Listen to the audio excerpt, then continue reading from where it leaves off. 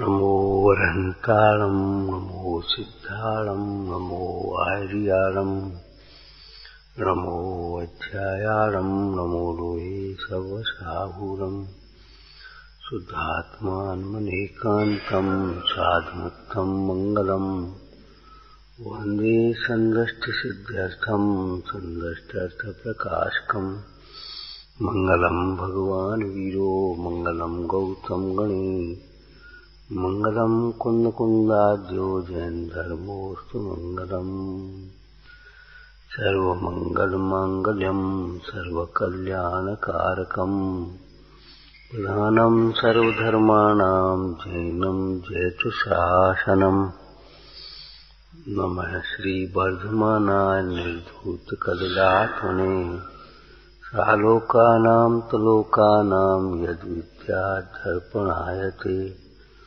मंगलमय मंगलकरण वीतराग विज्ञान नमः ताय आते भे अरहंतादि महान। मोक्ष मार्ग का क्रम, यहाँ क्या चर्चा है? मुनि पद लेने का क्रम। सातवें अधिकार में क्या है? प्रतिज्ञा लेने का क्रम। चौथे अधिकार में क्या है? सुखी होने का क्रम। प्रथम दुख दूर करने में अपापर का ज्ञान अवश्य चाहिए। सुखी होने का क्रम है प्रथम में प्रथम पहले। जैसे एक चर्चा अपन कभी करते हैं, कोई व्यापार करना हो तो सबसे पहले क्या चाहिए? पूंजी, जगह, हाँ, उस व्यापार का ज्ञान। इसके लिए कितनी पूंजी की जरूरत है, इसका मार्केट कहाँ है, कच्चा माल कहाँ है, इसके ग्राहक कैसे होंगे, कहाँ बिकेगा, कितने का बिकेगा, कितने का आएगा, कौन से सीजन में बिकेगा, कौन से सीजन में असली है कि नकली कितने, इसमें नकली वो भी आता है। मतलब हर जगह पहले ज्ञान चाहिए। इलाज करना है पहले क्या चाहिए? ज्ञान।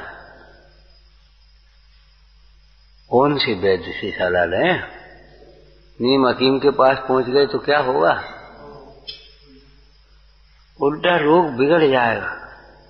ऐसे ही अगर आपको गुरु आदि के पास पहुंच गए, अभिमानी स्वार्थी जीवों के पास पहुंच गए तो क्या होगा? जल्दी से धर्मात्मा बना देंगे, डिग्री ले देंगे। विचार करना, ज्ञान चाहिए। हमारे हित में कौन निमित्त होगा?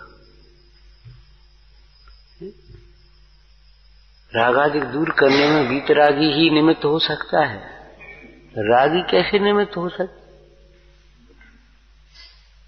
दृष्टांत बोलो। है? मिठास की प्राप्ति में मिठास में मिश्री ही निमित्त हो सकती है। प्रकाश की प्राप्ति में जलता हुआ दीपक या उदय होता हुआ सूर्य ही निमित्त हो सकता है। एक कोयले का डेरा कैसे निमित्त हो जाएगा? रख दो सो यहाँ उजाला हो जाए।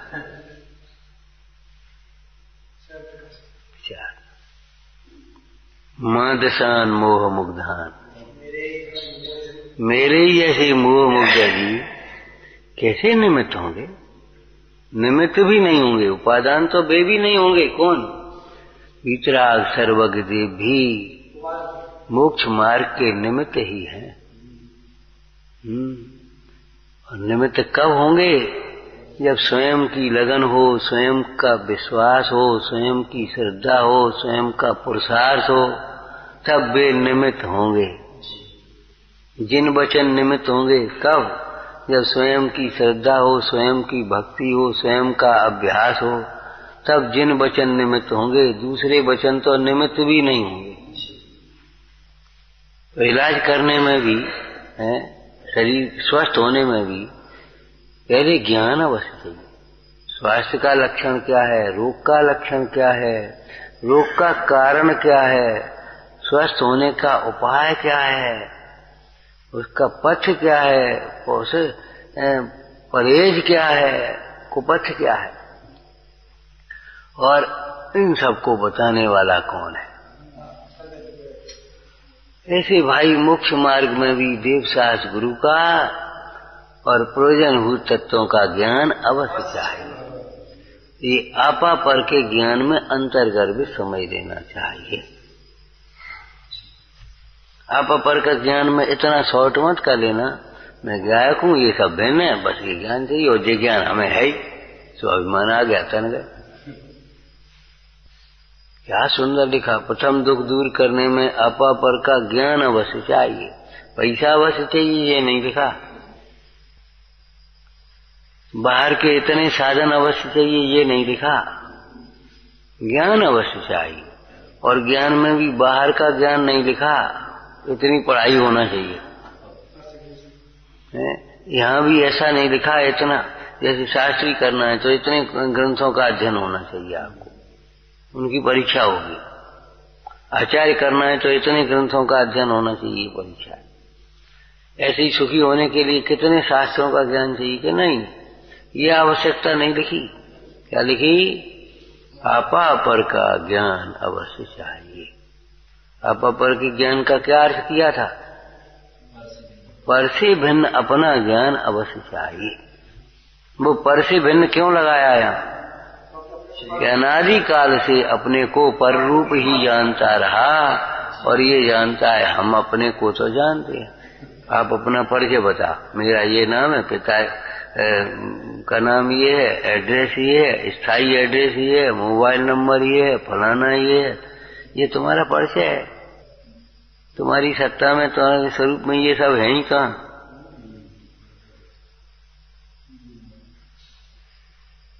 और बस हम तो जानते हैं अपने, हमारी इतनी प्रॉपर्टी है, हमारा ये व्यापार है, हमारा ये व्यवहार है, वो मामा है, वो चाचा है, वो फलाने हैं। अरे परमाणु मात्र मेरा नहीं, ये ज्ञान चाहिए है। सुखी दुख दूर करने के लिए ये अपना अपना मान करके तो दुखी हो रहा है। अब सुखी होने के लिए परमाणु मात्र मेरा नहीं, ऐसा ज्ञान अवश्य चाहिए। और के बिना चलेगी, इतने ज्ञान के बिना नहीं चलेगी। कोई कहे इतनी बुद्धि नहीं है हमें, तो सुखी भी नहीं हो सकते। एक बात। दूसरी बात सुनो, झूठ बोलते हो इतनी बुद्धि नहीं है। इतनी बुद्धि तो संगी पंचेंद्रिय मात्र में है। लेकिन अगर इतनी बुद्धि नहीं है, इतना ज्ञान नहीं है, तो हम सुखी भी नहीं हो सकते। सुखार्थी त्यजेत विद्या, विद्यार्थी त्यजेत सुखम लिखा है ना लौकिक में। जो इंद्रिय विषयों का आसक्त जीव है, विषय सुख में मग्न रहने वाला आलसी और प्रमादी शान शौकत वाला जीव है, उसे विद्या की अभिलाषा छोड़ देना चाहिए। विद्या उसे नहीं मिल पाएगी, और विद्यार्थी को ये सब साधन छोड़ देना चाहिए। इसी प्रकार इतनी बुद्धि नहीं है तो भैया फिर सुखी भी नहीं होगा। यहाँ क्या प्रसंग चला? सच्चा तत्व ज्ञान अवश्य चाहिए। सच्चा कहने में क्या झूठा तत्व ज्ञान भी होता है? कितने ही तो कल्पित तत्वों को तत्व मानते हैं। कहीं 25 तत्व, कहीं 16 तत्व, कहीं कुछ तत्व। विज्ञान में भी तत्व शब्द का प्रयोग हुआ है कि नहीं? यहाँ तो जिनेन्द्र देव द्वारा कहे गए जीवादिक तत्वों की बात है। सच्चे तत्वों का ज्ञान एक बात, दूसरी सच्चा तत्व ज्ञान, उनका भी विपरीत ज्ञान नहीं। सच्चे तत्व है ये बने प्रयोजनभूत तत्व होना चाहिए, और इनका भी सम्यक ज्ञान होना चाहिए। उसका व्यवहार निरूपण क्या है बोलो? ज्यों का त्यों पहचान हो, लिखा है। जीव अजीव तत्व और आश्रव, बंधरु संबर जानो, निर्जर मोक्ष कहे जिन तिन को, ज्यों का त्यों सरधानो। अरे भाई, भगवान जैसा सुख चाहिए तो भगवान जैसा ही ज्ञान चाहिए। मुंडराज जैसा सुख चाहिए तो मुंडराज जैसा ही ज्ञान चाहिए, मुंडराज जैसा ही ध्यान श्रद्धान चाहिए, मुंडराज जैसा ही ध्यान चाहिए, मुंडराज जैसी ध्यान चाहिए अगर तुम्हें करना तो मुंडराज जैसी चर्या चाहिए, मुंडराज जैसा ही जीवन चाहिए। भाई जैसा चाहिए वैसा ही तो चाहिए, उसमें क्या करें। अब सच्चा तत्व ज्ञान जब कहा तो सच्चा तत्व ज्ञान दो प्रकार से, बोलो। एक आगम के अभ्यास से, गुरु के उपदेश से, युक्ति के अवलंबन से निर्णय करने पर सच्चा तत्व ज्ञान होता है। एक स्वानुभव होने पर वह ज्ञान सम्यक ज्ञान कहलाता है।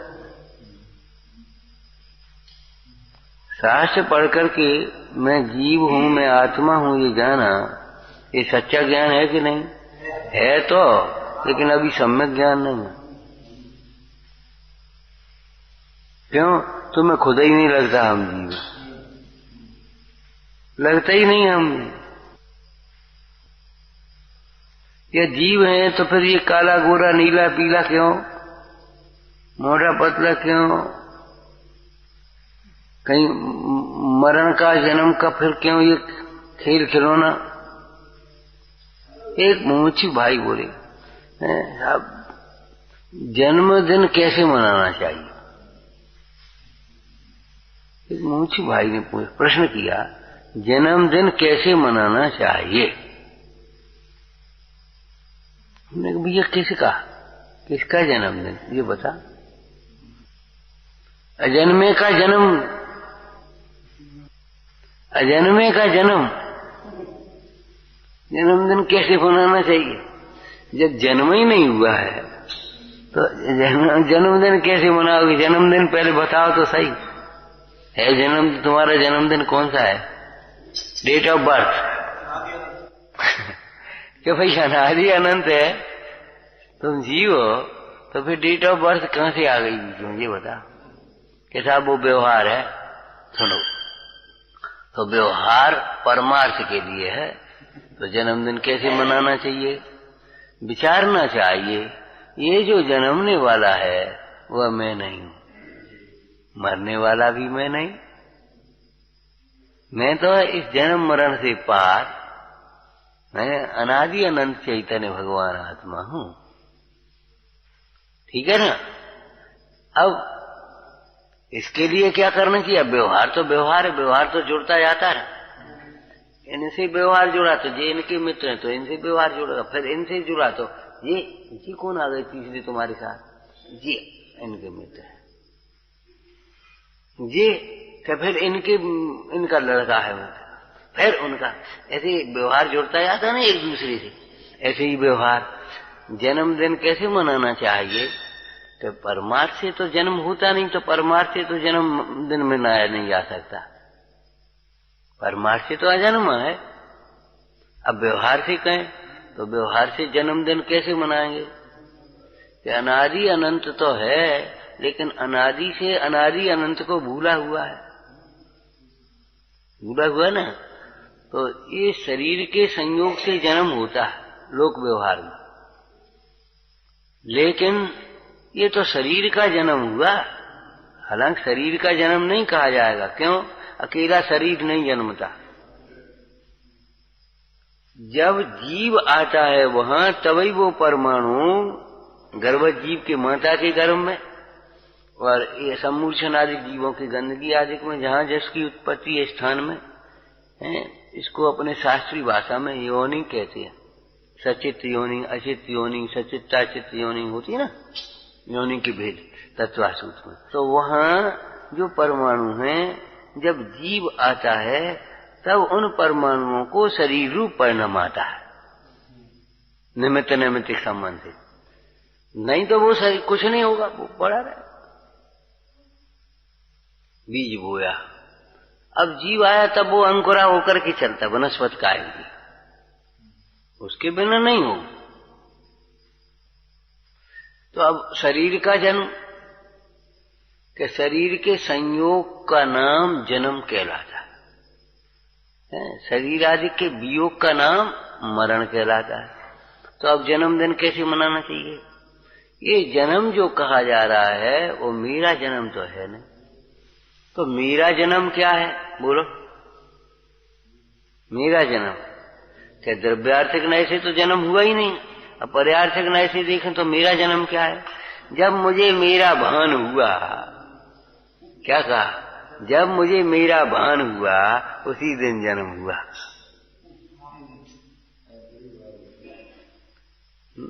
वयोवृद्ध सेठ जी बोले, सेठ जी आपकी उम्र? बोले 5 वर्ष की समझो। बोले मजाक करते हो, 60 वर्ष की हो गए। कह रहे 5 वर्ष की उम्र? 5 वर्ष का इतना बच्चा होता हम जानते नहीं भैया। 5 वर्ष से हमने जिनवाणी सुनी, होश संभाला और कुछ ये लगा कि ये हम नहीं है, हम तो आत्मा है और ये हमारा ये काम झाम कुछ नहीं है, परमाणु मात्र मेरा नहीं, मेरे तो ज्ञान दर्शन आदि का अनंत वैभव है। अब तब से जन्म हुआ ये सब। उस बहू ने वैसे ही थोड़ी कह दिया था, बहू से चर्चा हुई थी ना मुन्ना जाए से, और ससुर सुन रहा था, बेटा तुम्हारी उम्र हमारी उम्र 15 वर्ष की हो गई, पति की उम्र के पति की उम्र हो गई 2 साल की समझ। अच्छा, और सास की उम्र के 4-6 महीने की, और गुरु वो तुम्हारी ससुर की उम्र कभी पैदा ही नहीं भाई। अब वे सुन रहे हैं तो कह रहे जी कब पागल हो गई? कि पिताजी मुंडा से ही पूछो। भैया जैसे बड़े कावड़, शरीर बड़ा हो गया, इससे क्या मतलब है? हमारा जन्म क्यों, किस दिन जन्म माना? जिस दिन हमें हमारा भान हो, होश आए, उसी दिन हमारा जन्म समझना चाहिए। अब उसमें भी दो, एक अंतरंग एक बहिरंग। बोलो अंतरंग क्या? जिस दिन मैं आत्मा हूं ऐसा अनुभव होवे उस दिन जन्म है वास्तविक का। अब व्यवहार से जिस दिन मैं आत्मा हूं ऐसा कान में पड़े और हमें सुना जाए बात तो जी सकती, चलो उपचार से मान ले जन्म हो गया। लेकिन अभी यही नहीं लगता हम आत्मा हैं, हम शरीर हैं। अब तुम्हें तुम्हारा ही भान ही नहीं हुआ तो जन्म का आएगा? ये भगवान की भक्ति में लिखा है स्तोत्र में, गर्भकूप से निकसो आज अवलोचन उभरे जबजा। ये भगवान आज मेरा जन्म हुआ है, गर्भकूप से आज निकला हूं। तो जन्मदिन कैसे मनाना चाहिए? बोलो भाई जन्मदिन ऐसे मनाओ कि जन्म से भिन्न अपने को देखो। चलो ये हो गया परमार्थ। अब इसमें तमाम भेद है परमार्थ व्यवहार के। पारमार्थिक व्यवहार की बात हो गई। अब व्यवहार बोलो, जिन्होंने ऐसा बताया उन भगवान की पूजा करो। हैं जहां ये लिखा है कि मैं अनादि अनंत आत्मा हूं उस जिनवाणी का स्वाध्याय करो। ठीक है ना? जिनेन्द्र देव का दर्शन पूजा, जिनवाणी का स्वाध्याय। और चलो आगे बताओ, हम बिल्कुल मोटे व्यवहार में आते। अरे भाई हाँ, जहां जिस स्थान पर बैठ करके हमने ये आत्मा सुना वो हमारे लिए तीर्थ है। जिनके बीच में बैठा वे हमारे साधर्मी हैं। बिंदु में कहा था हमने भैया ये हमारा परिवार, ये हमारा परिवार। कब लगेगा ये साधर्मियों का परिवार हमारा परिवार है? कहीं लिखा है ये हमारा परिवार? सबका चार में है, बोलो स्वयूथान। स्वयूथान अपना यूथ है, ये अपना समुदाय है, अपना परिवार है। ये हमारा परिवार कब समझ में आएगा? ऐसे साधर्मियों का सम्मान करो, स्नेह करो, भोजन पान करो, दीन दुखियों के प्रति करुणा भाव के संस्कार डालो। जन्मदिन बन गया, बहुत मोटा व्यवहार हो गया। खाली गुब्बारे फूल रहे, मोमबत्ती बुझा रही, केक काट ली, ये तो केवल अविवेक की बातें हैं, इनमें कोई दम नहीं। उत्साह आना चाहिए। हाँ, जो भगवान आत्मा के स्वरूप को दर्शाने वाले, वह उन भगवंतों का दर्शन पूजन करो, भक्ति करो, स्वाध्याय करो, जिनवाणी का सुनो, है समझने की कोशिश तो करो कि हम कौन हैं।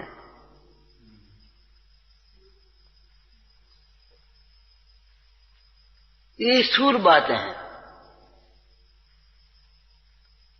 उसके बाद फिर सूक्ष्म बात आया कि क्या आत्मा का अनुभवन करो, आज जन्म का। और भी आगे है, जिस दिन दीक्षा धारण करते, संयम धारण करते, उस दिन कहते हैं दूसरा जन्म, द्विज।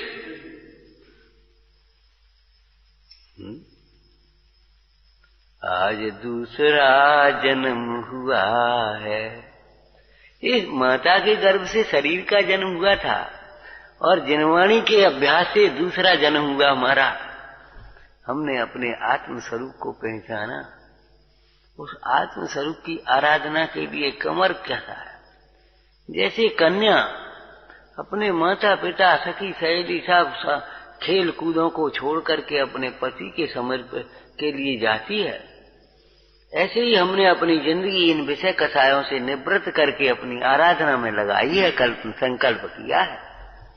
क्या अब हमारा जीवन पति के लिए है, ऐसे ही अब हमारा जीवन आराधना के लिए है, आत्मा के लिए।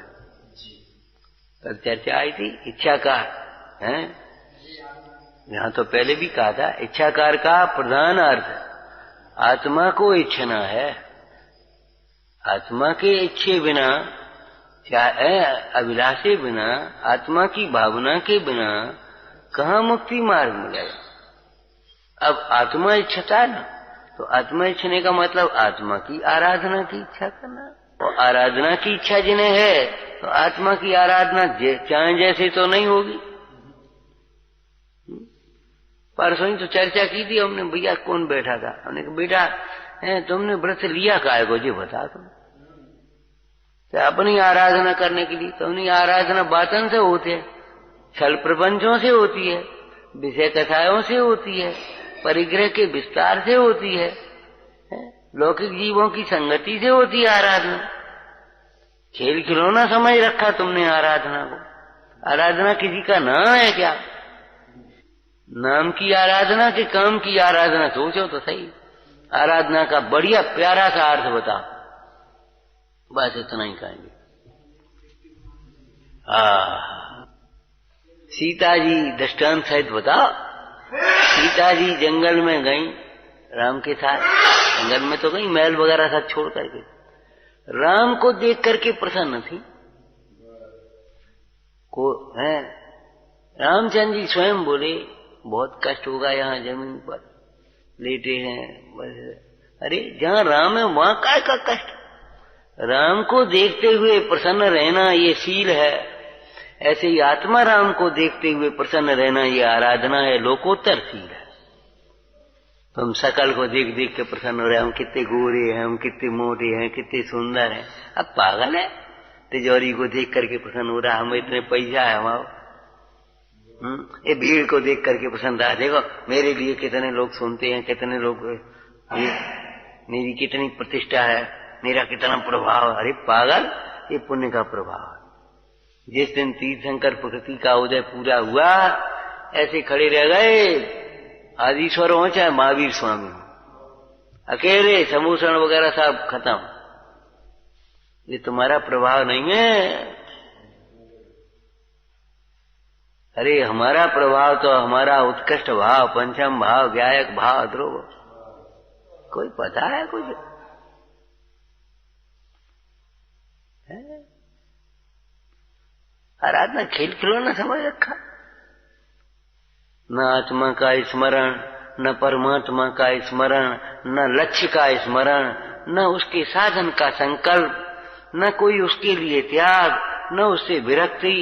आज भी जरा सी कोई तकलीफ हो घर याद आ गया, घर घर घर नहीं हो बैकुंठ हो। और नहीं तो ले भैया अब मैं कब घर नहीं आने, अब तो हमारा यही घर है।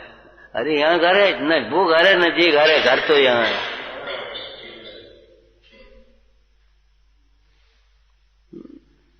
आराधना माने आत्मा को देख करके प्रसन्न होना, आत्म स्वरूप को दर्शाने वाले परमेश्वर को देख करके प्रसन्न होना, आत्म तत्व की चर्चा को सुनते हुए प्रसन्न होना, आत्म चिंतन करते हुए प्रसन्न होना, ये व्यवहार आराधना है। आराधना में ये कहां से आ गई लप जप तमाम सामग्रियां भोग संयोग, हमें तो भैया आराधना करने। सीता जी को जंगल में कोई कष्ट नहीं, राम के आश्रय से आनंदित आनंदित आनंदित आनंदित आनंद। ऐसे जंगल में मुनिराज को भी कोई कष्ट नहीं, 22 परिचय आने पर कोई कष्ट नहीं, एक आत्मा को देख करके आनंद आनंद आनंद है। एक लाइन सुनाई थी तुम्हें मल परिचय की, मलिन देह को देख महामुनि मलिन भाव और नाय करे हैं। ये नास्ती हो गई, अस्थि क्या होगी? निर्मल आत्मा को देख महामुनि निर्मल भाव ही सदा रहे।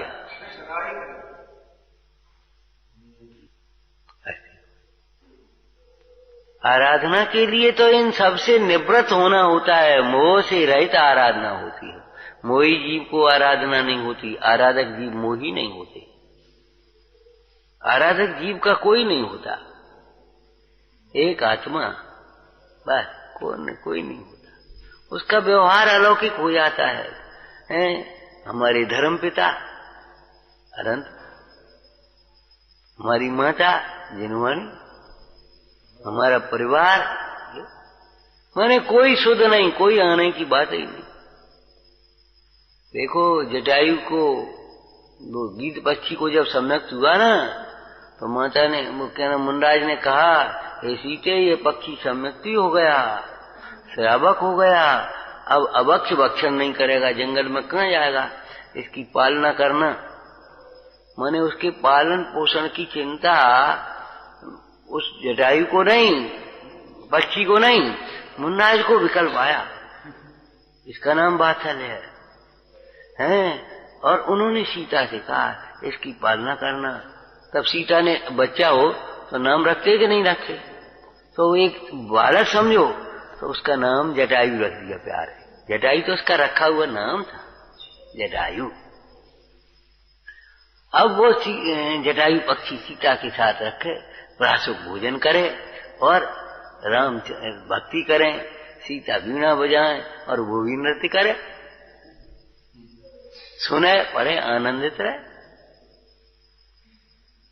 इसका नाम जन्म है, सम्यक्त का नाम जन्म है। प्रथम सच्चा तत्व ज्ञान हो,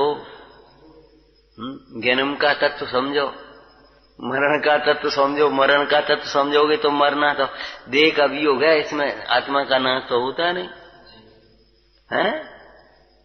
और शरीर के मोह से तो मोही जीव का को मरण होता है, ज्ञानी जीव का मरण समाधि माना हुआ। तो ऐसे विचार करना चाहिए। सच्चे तत्व ज्ञान से उदासीनता आती है, उदासीनता से सहन शक्ति बढ़ती है, तब परी से अधिक सहन करने की शक्ति आती है। जिनको ये लगता है हम पे सहन नहीं होती है, उनको तत्व का अभ्यास करो, आपको सहन होने लगेगी सब बातें। तब वह स्वयमेव मुनि होना चाहता है, स्वयमेव प्रतिज्ञा लेना चाहता है। प्रतिज्ञा कैसे लेना? स्वामी कछु व्रत दीजिए वो जन्म सफल हो जाता हो। हे प्रभु, हे स्वामिन, हे गुरु, हमको ब्रह्मचर्य व्रत दो, हमको निर्गंथ पद की दीक्षा दो, हमको शील प्रतिज्ञा दो। हम ये नियम तब आते हैं, नियम तब स्वयं मुनि होना चाहता है। तब आचार्य महाराज उसकी परीक्षा करके, निर्णय करके, उसकी द्रव्य क्षेत्र काल वापी शक्ति आदि को समझ करके तब उसे दीक्षा देते हैं, योग्य जान करके। ऐसी सुंदर चर्चा जिनवाणी के स्वाध्याय में है। ओम नमः विचार।